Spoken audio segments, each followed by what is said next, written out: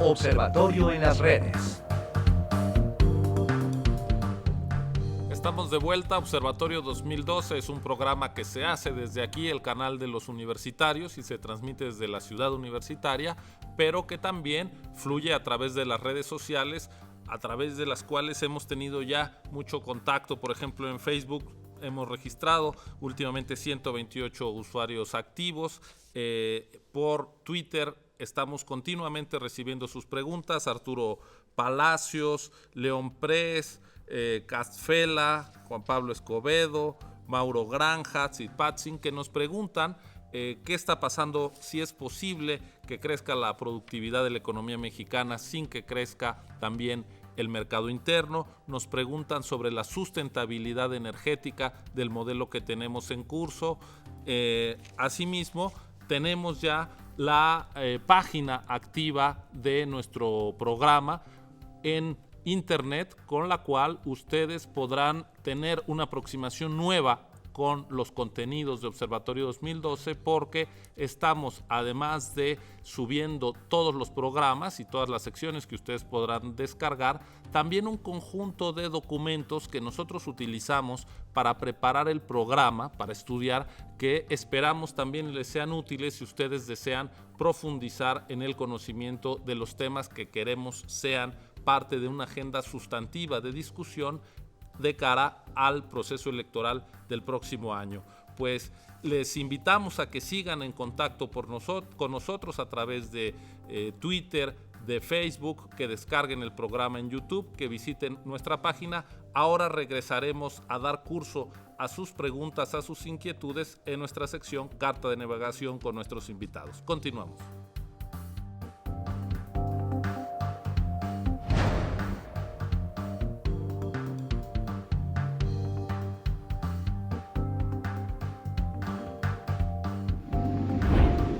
Carta de navegación.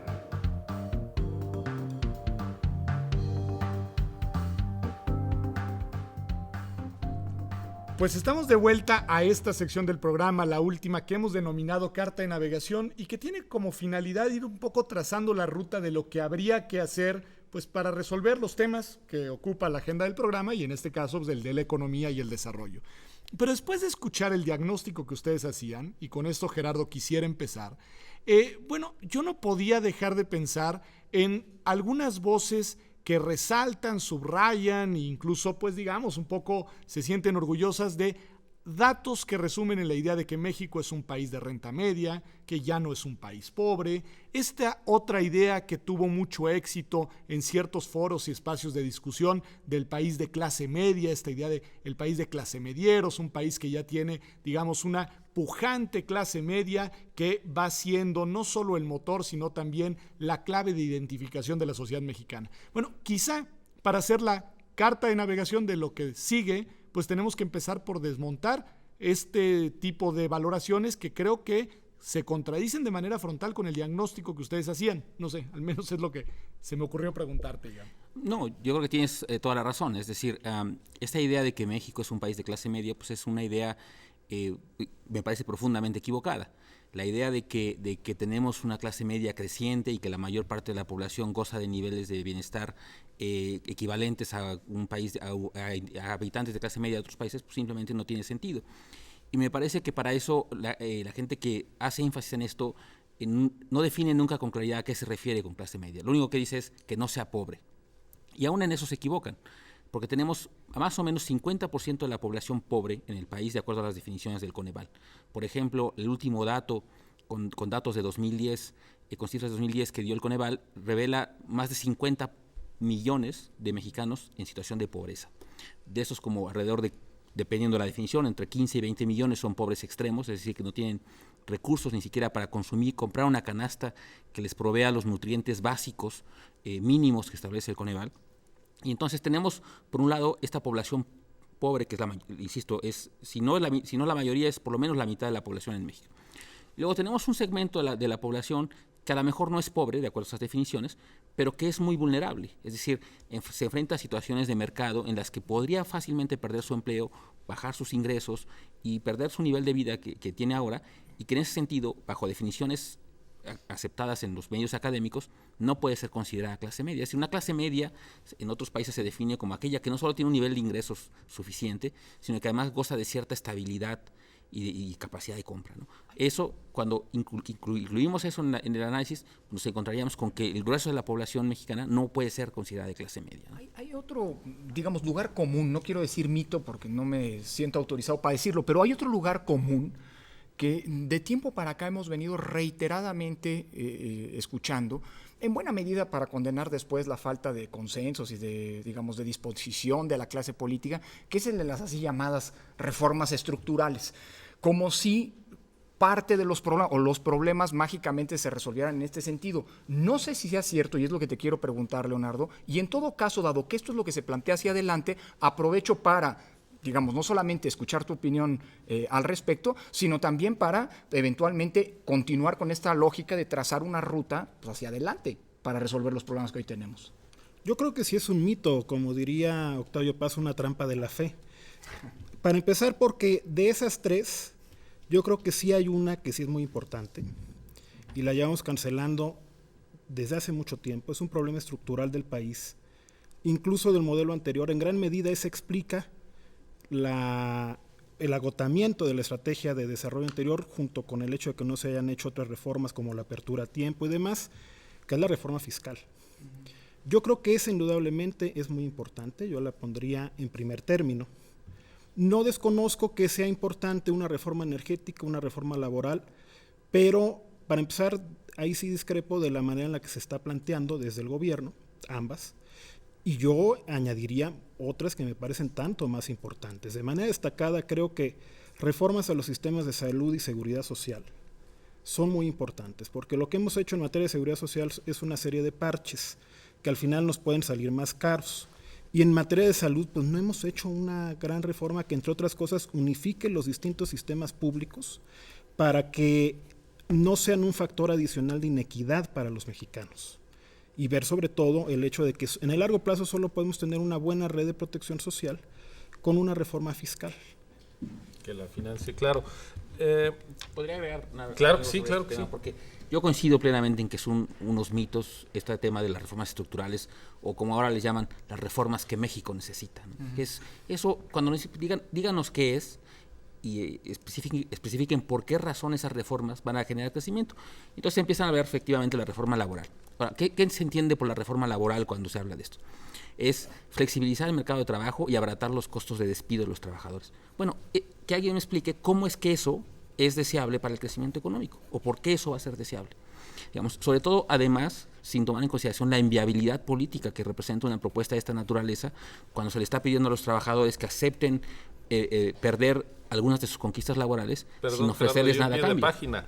Cuando tenemos a más del 50% de la población trabajadora en la informalidad, claro, si adoptamos la definición técnica de OIT y no de INEGI, es decir, la informalidad, la gente que anda en la calle, eso es flexibilidad perfecta, ¿no? Claro. Además, sin considerar que el mercado ya se ha flexibilizado tanto que hay mucha gente que está siendo contratada en condiciones sin prestaciones, con horarios flexibles, y que es básicamente, se ha dado esta flexibilización en los hechos. Bueno, eso no se traduce en ningún crecimiento económico.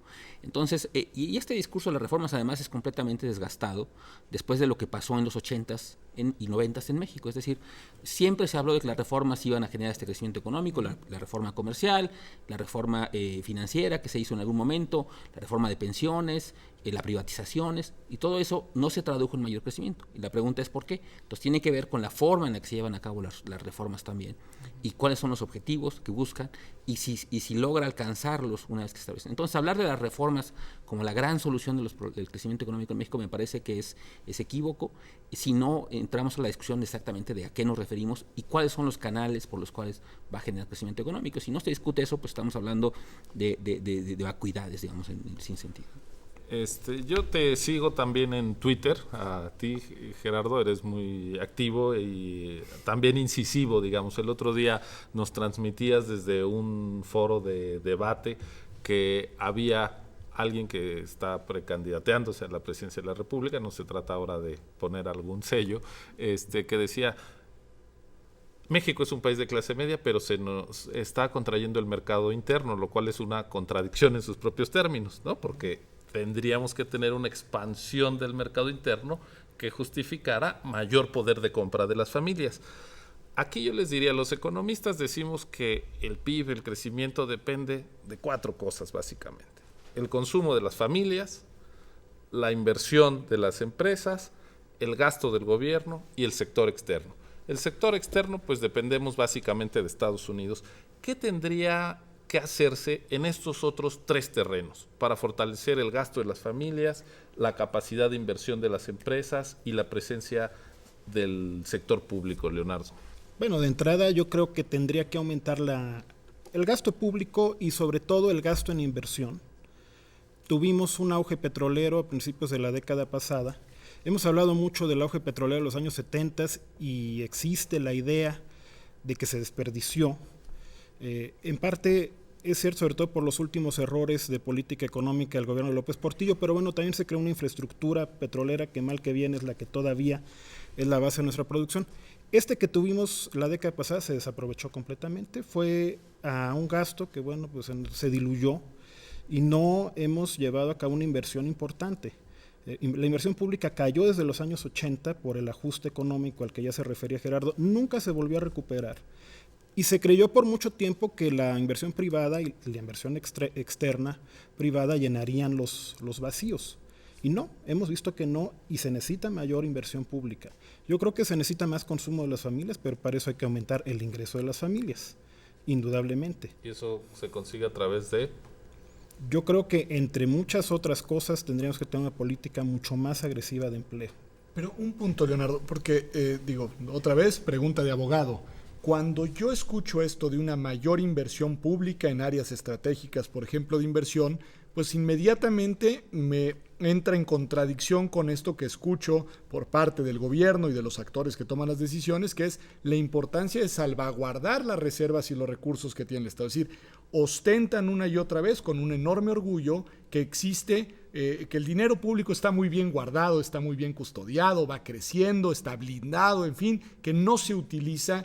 Y eso pues lo socializan como un buen dato, como una buena noticia. Bueno, ¿cómo hacer compatibles estas dos cosas, Gerardo? Porque ahí sí, asumiendo, digamos, si es que estás de acuerdo con Leonardo, que esta sería una buena palanca para el desarrollo. Bueno, yo creo que es una buena palanca, es decir, es la forma en la que muchos países crecen, es la forma también parte de lo que explica el crecimiento económico de México de los 50 y 60, es una fuerte inversión pública, particularmente en infraestructura y en la provisión de bienes públicos, y por esto me refiero a carreteras, puertos, aeropuertos, etcétera, drenaje, en fin, una serie de bienes que son necesarios y que solo los puede proveer de manera apropiada el gobierno. Cuando se discute esto que bien mencionas, que es como un atavismo ideológico, cuando se habla de por qué el gobierno no gasta más, Lo que tenemos inmediatamente ahí, digamos, viene la discusión. Es que eso ya lo vivimos en los 70s y ya sabemos lo que nos costó. O vean ahora el caso de Grecia y estos países. La verdad es que eso es una exageración, es decir, eso es tratar de sugerir que vamos a regresar a un momento. En los 80 tuvimos en algún momento un déficit de 16% del PIB, déficit fiscal de ese tamaño, que es un poco como lo que tiene ahora Grecia.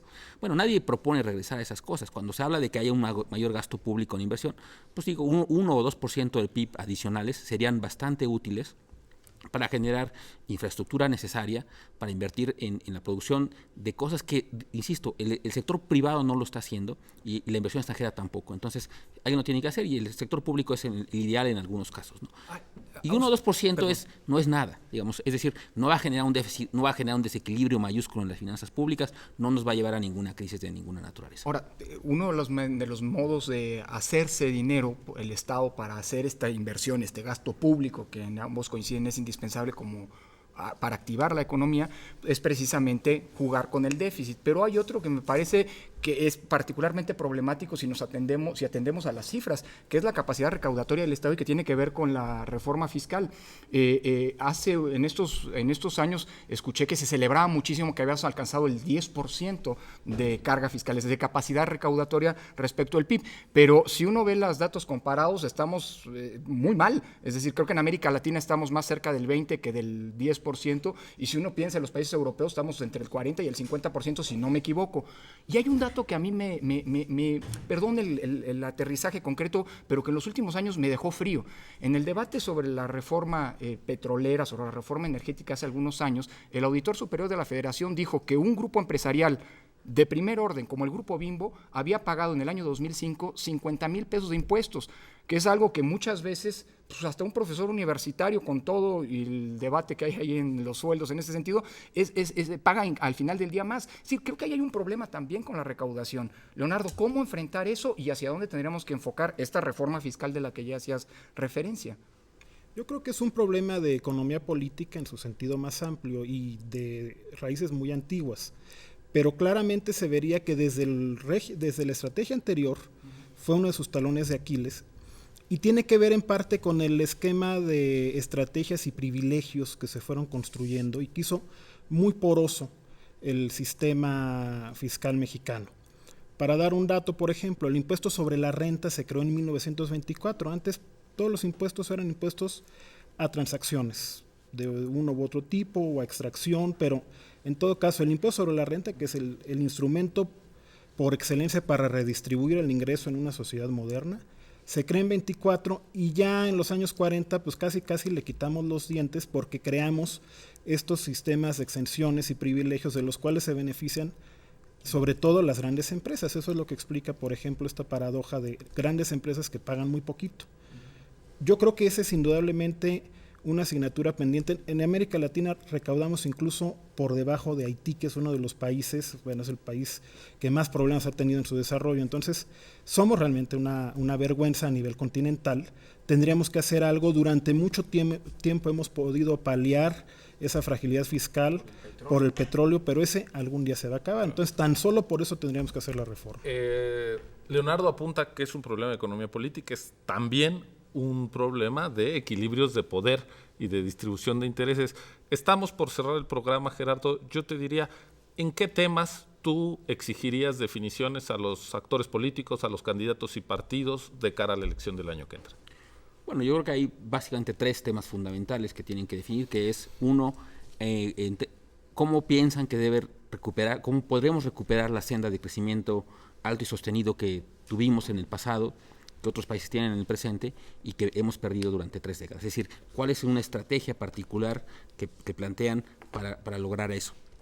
Un segundo tema es el tema de la pobreza, ¿no?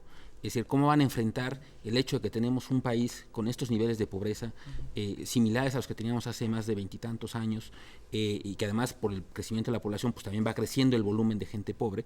Y en ese sentido tiene que haber una política. Es decir, la política que hay hoy en día en términos de política social, programas como Oportunidades y otros, pues cumplen un cierto papel, pero claramente no están logrando sacar a la gente de la pobreza. Entonces tiene que haber una estrategia con una mayor definición, una mayor precisión. Y un tercer tema que me parece fundamental es el tema de la desigualdad, ¿no? Claro.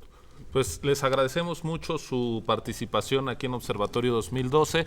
Hemos querido con esta conversación demostrar que la economía no puede ser un tema que discutan unos cuantos, hay que democratizar la discusión de la economía, hay que sacarla de los pasillos de la Secretaría de Hacienda, tiene que ser un tema de definición de los actores políticos, pero por supuesto de interés de los ciudadanos, porque en estos asuntos se juega nuestro bienestar, el de nuestras familias. La economía no puede estar encapsulada, tiene que ser parte del debate democrático. Gracias por haber estado con nosotros, gracias a nuestros invitados. Nos vemos la próxima semana. Ya saben, este programa se repetirá el domingo a las 8 de la noche y pueden acceder a él también a través de nuestra página de internet, de las redes sociales. Muchas gracias de nuevo y muy buenas noches.